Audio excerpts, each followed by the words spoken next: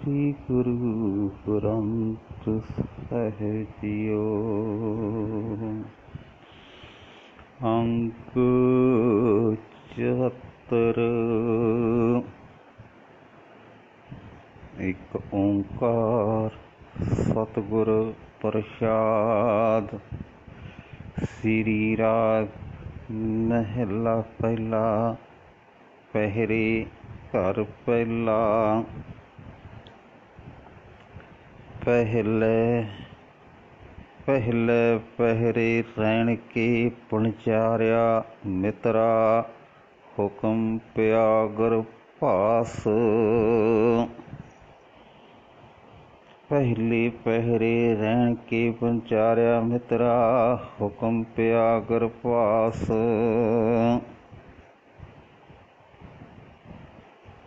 ਹਰ ਨਾਮ ਦਾ ਵਣਜ ਕਰਨ ਆਏ ਹੇ ਜੀ ਮਿੱਤਰ। ਜ਼ਿੰਦਗੀ ਦੀ ਰਾਤ ਦੇ ਪਹਿਲੇ ਪਹਿਰ ਵਿੱਚ ਪਰਮਾਤਮਾ ਦੇ ਹੁਕਮ ਅਨੁਸਾਰ ਤੂੰ ਮਾਂ ਦੇ ਪੇਟ ਵਿੱਚ ਆ ਨਿਵਾਸ ਲਿਆ ਹੈ। ਉਰਦ ਤਪ ਅੰਤਰ ਕਰੇ ਪਣਚਾਰਿਆ ਮਿੱਤਰਾ, ਖਸਮ ਸੇਤੀ ਅਰਦਾਸ। ਹੇ ਪਣਜਾਰੇ ਜੀ ਮਿੱਤਰ, ਮਾਂ ਦੇ ਪੇਟ ਵਿੱਚ ਤੂੰ ਪੁੱਠਾ ਲੱਟ ਕੇ ਤਪ ਕਰਦਾ ਰਿਹਾ, ਖਸਮ ਪ੍ਰਭੂ ਅੱਗੇ ਅਰਦਾਸਾਂ ਕਰਦਾ ਰਿਹਾ। ਖਸਮ ਸੇਤੀ ਅਰਦਾਸ ਵਖਾਣੇ, ਉਰਦ ਧਿਆਨ ਲਿਵ ਲਾਗਾ। ਮਾਂ ਦੇ ਪੇਟ ਵਿੱਚ ਜੀ ਪੁੱਠਾ ਲਟਕਿਆ ਹੋਇਆ ਖਸਮ ਪ੍ਰਭੂ ਅੱਗੇ ਅਰਦਾਸ ਕਰਦਾ ਹੈ, ਪ੍ਰਭੂ ਦੇ ਧਿਆਨ ਵਿੱਚ ਜੁੜਦਾ ਹੈ, ਪ੍ਰਭੂ ਚਰਨਾਂ ਵਿੱਚ ਸੁਰਤ ਜੋੜਦਾ ਹੈ। ਨਾਮ ਰਜਾਦ ਆਇਆ ਕਲ ਭੀਤਰ, ਵਹੁਲ ਜਾਸੀ ਨਾਗਾ। ਜਗਤ ਵਿੱਚ ਨੰਗਾ ਆਉਂਦਾ ਹੈ, ਮੁੜ ਉੱਥੋਂ ਨੰਗਾ ਹੀ ਚਲਾ ਜਾਏਗਾ। ਜੈਸੀ ਕਲਮ ਬੁੜੀ ਹੈ ਮਸਤਕ, ਤੈਸੀ ਜੀੜੇ ਪਾਸ। ਜੀਵ ਦੇ ਮੱਥੇ ਉੱਤੇ ਪਰਮਾਤਮਾ ਦੇ ਹੁਕਮ ਅਨੁਸਾਰ ਜਿਹੋ ਜਿਹੀ ਕੀਤੇ ਕਰਮਾਂ ਦੇ ਸੰਸਕਾਰਾਂ ਦੀ ਕਲਮ ਚੱਲਦੀ ਹੈ, ਜਗਤ ਵਿੱਚ ਆਉਣ ਵਾਲੇ ਜੀਵ ਦੇ ਪਾਸ ਇਹੋ ਜਿਹੀ ਹੀ ਆਤਮਿਕ ਜੀਵਨ ਦੀ ਰਾਸ ਪੂੰਜੀ ਹੁੰਦੀ ਹੈ।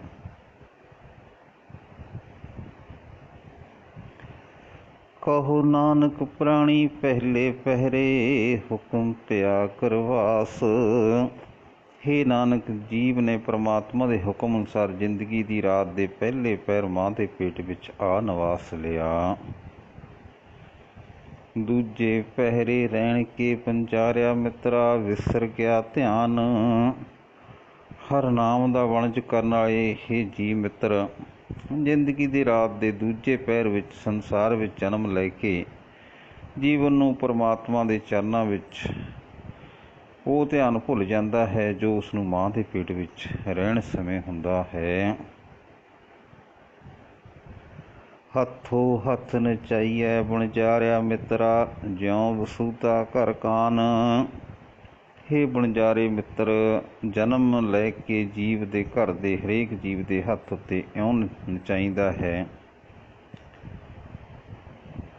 ਜਨਮ ਲੈ ਕੇ ਜੀਵ ਘਰ ਦੇ ਹਰੇਕ ਜੀਵ ਦੇ ਹੱਥ ਉੱਤੇ ਇਉਂ ਨਚਾਈਦਾ ਹੈ ਜਿਵੇਂ ਯਸ਼ੋਦਾ ਦੇ ਘਰ ਵਿੱਚ ਸ੍ਰੀ ਕ੍ਰਿਸ਼ਨ ਜੀ ਨੂੰ।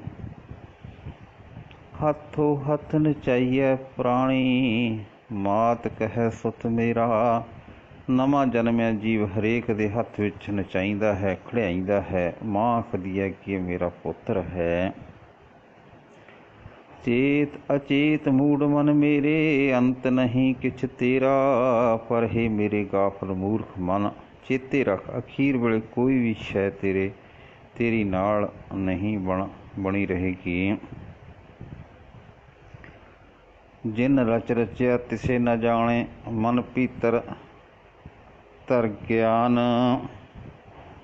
ਜੀਵ ਆਪਣੇ ਮਨ ਵਿੱਚ ਉਸ ਪ੍ਰਭੂ ਨਾਲ ਡੂੰਘੀ ਸਾਂਝ ਪਾ ਕੇ ਉਸ ਨੂੰ ਚੇਤੇ ਨਹੀਂ ਕਰਦਾ ਜਿਸ ਨੇ ਇਹ ਵਣਤਰ ਬਣਾ ਕੇ ਇਸ ਨੂੰ ਪੈਦਾ ਕੀਤਾ ਹੈ। ਕਹੋ ਨਾਨਕ ਪ੍ਰਾਣੀ ਦੂਜੇ ਪਹਿਰੇ, ਵਿਸਰ ਗਿਆ ਧਿਆਨ। ਹੇ ਨਾਨਕ, ਜ਼ਿੰਦਗੀ ਦੀ ਰਾਤ ਦੇ ਦੂਜੇ ਪਹਿਰ ਵਿੱਚ ਸੰਸਾਰ ਵਿੱਚ ਜਨਮ ਲੈ ਕੇ ਜੀਵ ਨੂੰ ਪ੍ਰਭੂ ਚਰਨਾਂ ਦਾ ਧਿਆਨ ਭੁੱਲ ਜਾਂਦਾ ਹੈ। ਤੀਜੇ ਪਹਿਰੇ ਰਹਿਣ ਕੇ ਵਣਜਾਰਿਆ ਮਿੱਤਰਾ ਧਨ ਜੋਬਨ ਸੋ ਚਿੱਤ। ਹਰਨਾਮ ਦਾ ਵਣਜ ਕਰਨ ਵਾਲੇ ਹੀ ਜੀ ਮਿੱਤਰ, ਜ਼ਿੰਦਗੀ ਦੀ ਰਾਤ ਦੇ ਤੀਜੇ ਪਹਿਰ ਵਿੱਚ ਤੇਰਾ ਮਨ ਧਨ ਨਾਲ ਤੇ ਜਵਾਨੀ ਨਾਲ ਪਰਚ ਗਿਆ ਹੈ। ਹਰ ਕਾ ਨਾਮ ਨ ਚੇਤੀ ਵਣਜਾਰਿਆ ਮਿੱਤਰਾ ਬੱਧਾ ਛੁਟੇ ਜਿੱਤ।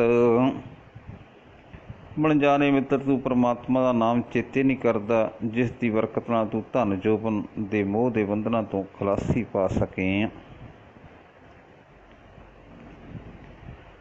ਹਰ ਕਾ ਨਾਮ ਨ ਚੇਤੇ ਪ੍ਰਾਣੀ ਵਿਕਲ ਪਿਆ ਸੰਗ ਮਾਇਆ।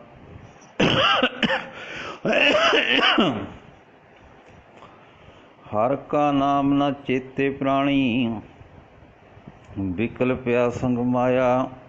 ਜੀ ਮਾਇਆ ਦੇ ਮੋਹ ਵਿੱਚ ਇਤਨਾ ਡੌਰ ਭੋਰਾ ਹੋ ਜਾਂਦਾ ਹੈ ਕਿ ਇਹ ਪਰਮਾਤਮਾ ਦਾ ਨਾਮ ਚੇਤੇ ਨਹੀਂ ਕਰਦਾ। ਤਮ ਸਿਉ ਰੱਤਾ ਜੋਬਨ ਮੱਤਾ ਅਹਿਲਾ ਜਨਮ ਗਵਾਇਆ। ਧਨ ਦੇ ਰੰਗ ਵਿੱਚ ਰੰਗਿਆ ਜਾਂਦਾ ਹੈ, ਜਵਾਨੀ ਦੇ ਨਸ਼ੇ ਵਿੱਚ ਮਸਤਿਆ ਜਾਂਦਾ ਹੈ ਤੇ ਇਸ ਤਰ੍ਹਾਂ ਸ੍ਰੇਸ਼ਟ ਮਨੁੱਖਾ ਜਨਮ ਗਵਾ ਲੈਂਦਾ ਹੈ।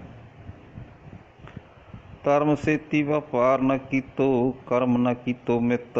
ਨਾ ਹੀ ਇਸਨੇ ਧਰਮ ਭਾਵ ਹਰਨਾਮ ਸਿਮਰਨ ਦਾ ਵਪਾਰ ਕੀਤਾ ਤੇ ਨਾ ਹੀ ਇਸ ਦੇ ਉੱਚੇ ਆਤਮਿਕ ਜੀਵਨ ਨੂੰ ਆਪਣਾ ਮਿੱਤਰ ਬਣਾਇਆ।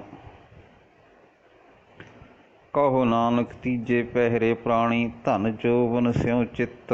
ਹੇ ਨਾਨਕ, ਜ਼ਿੰਦਗੀ ਦੀ ਰਾਤ ਦੇ ਤੀਜੇ ਪਹਿਰ ਵਿੱਚ ਜੀਵ ਦੇ ਧਨ ਨਾਲ ਅਤੇ ਜਵਾਨੀ ਨਾਲ ਹੀ ਚਿੱਤ ਜੋੜੀ ਰੱਖਿਆ। ਚੌਥੇ ਪਹਿਰੇ ਰਹਿਣ ਕੇ ਵਣਜਾਰਿਆ ਮਿੱਤਰਾ ਲਾ ਵੀ ਆਇਆ ਖੇਤ। ਹਰਨਾਮ ਦਾ ਵਣਜ ਕਰਨਾ ਇਹ ਜੀ ਮਿੱਤਰ, ਜ਼ਿੰਦਗੀ ਦੀ ਰਾਤ ਦੇ ਚੌਥੇ ਪਹਿਰ ਭਾਵ ਬੁਢੇਪਾ ਆ ਜਾਣ ਤੇ ਸਰੀਰ ਖੇਤ ਨੂੰ ਵੱਢਣ ਵਾਲਾ ਜਮ ਆ ਪਹੁੰਚਿਆ। ਜਾ ਜਮ ਪਕੜ ਚਲਾਇਆ ਵਣਜਾਰਿਆ ਮਿੱਤਰਾ ਕਿਸੇ ਨਾ ਮਿਲਿਆ ਭੇਤ।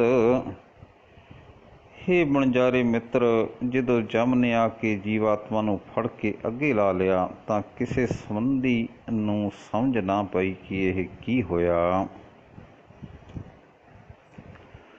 ਭੇਤ ਚੇਤ ਹਰ ਕਿਸੇ ਨਾ ਮਿਲਿਓ ਜਾਂ ਜਮ ਪਕੜ ਚਲਾਇਆ।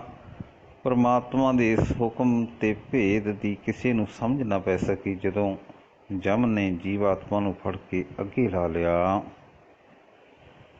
ਝੂਠਾ ਰੁਦਨ ਹੋਇਆ ਦਿਵਾਲੇ ਖਿਨ ਮਹਿ ਭਇਆ ਪਰਾਇਆ। ਤਾਂ ਇਹਦੇ ਮਿੱਤਰਕ ਸਰੀਰ ਅਤੇ ਦਿਵਾਲੇ ਤਾਂ ਉਸਦੇ ਮਿੱਤਰ ਸਰੀਰ ਦੇ ਦੁਆਲੇ ਵਿਅਰਥ ਰੌਣ ਕੁਰਲਾਣ ਸ਼ੁਰੂ ਹੋ ਗਿਆ। ਉਹ ਜਿਸ ਨੂੰ ਸਾਰੇ ਹੀ ਸੰਬੰਧੀ ਮੇਰਾ ਮੇਰਾ ਕਿਹਾ ਕਰਦੇ ਸਨ, ਇੱਕ ਖਿਣ ਵਿੱਚ ਹੀ ਓਪਰਾ ਹੋ ਗਿਆ। ਸਾਈ ਵਸ ਪ੍ਰਾਪਤ ਹੋਈ ਜਿਸ ਤੋਂ ਲਾਇਆ ਹੇਤ। ਜਿਸ ਨਾਲ ਸਾਰੀ ਉਮਰ ਮੋਹ ਕੀਤੀ ਰੱਖਿਆ ਤੇ ਉਸ ਦੇ ਅਨੁਸਾਰ ਜੋ ਜੋ ਕਰਮ ਕੀਤੇ, ਅੰਤ ਵੇਲੇ ਉਹ ਕੀਤੀ ਕਮਾਈ ਸਾਹਮਣੇ ਆ ਗਈ, ਪ੍ਰਾਪਤ ਹੋ ਗਈ। ਕਹੋ ਨਾਨਕ ਪ੍ਰਾਣੀ ਚੌਥੇ ਪਹਿਰੇ ਲਾਵੀ ਲੂਣਿਆ ਖੇਤ।